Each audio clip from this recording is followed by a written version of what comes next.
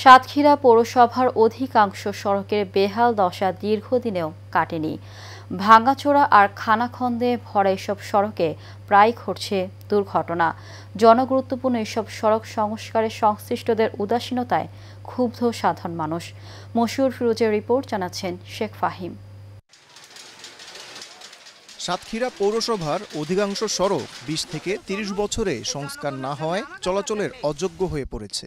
ভাঙাচোরা আর খানাখন্দে ভরা এসব সড়কে চলাচলে প্রায়ই ঘটছে দুর্ঘটনা।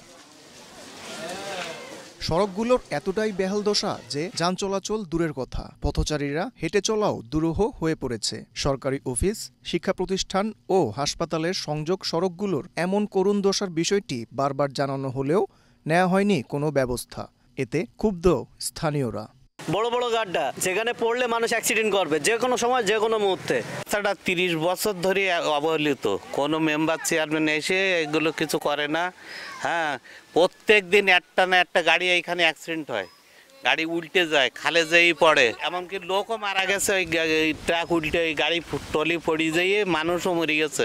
আমি কখনোই দেখিনি যে এই রাস্তা কাজ হতে। এখান থেকে ৪ বছর আগে দেখলাম একবার মেম্বার খুঁড়লো, খুঁড়ে আবার ওইভাবে সমান করে দিল। পৌরসভার ভিতরে আমরা রাস্তাঘাট, আমাদের রাস্তাঘাট এত খারাপ যেটা ৯০ সালের আগে মনে হচ্ছে আমরা বসবাস করতেছি এখনো। সক্ষমতার অভাবেই এই অবস্থার সৃষ্টি হয়েছে। তবে বরাদ্দ পেলে দ্রুত সংস্কার করার আশ্বাস দিয়েছেন স্থানীয় সরকার বিভাগের এই কর্মকর্তা। আমরা এই পরিবেশের থেকে উন্নতি লাভের জন্য আমরা বিশেষ করে যে রাস্তাগুলো বেশিরভাগ সংস্কারের অযোগ্য, সেগুলো থেকে যেগুলো আমাদের নিজস্ব ফান্ডে সম্ভব আমরা কিছু টেন্ডার দিয়েছি, আপনারা দেখবেন।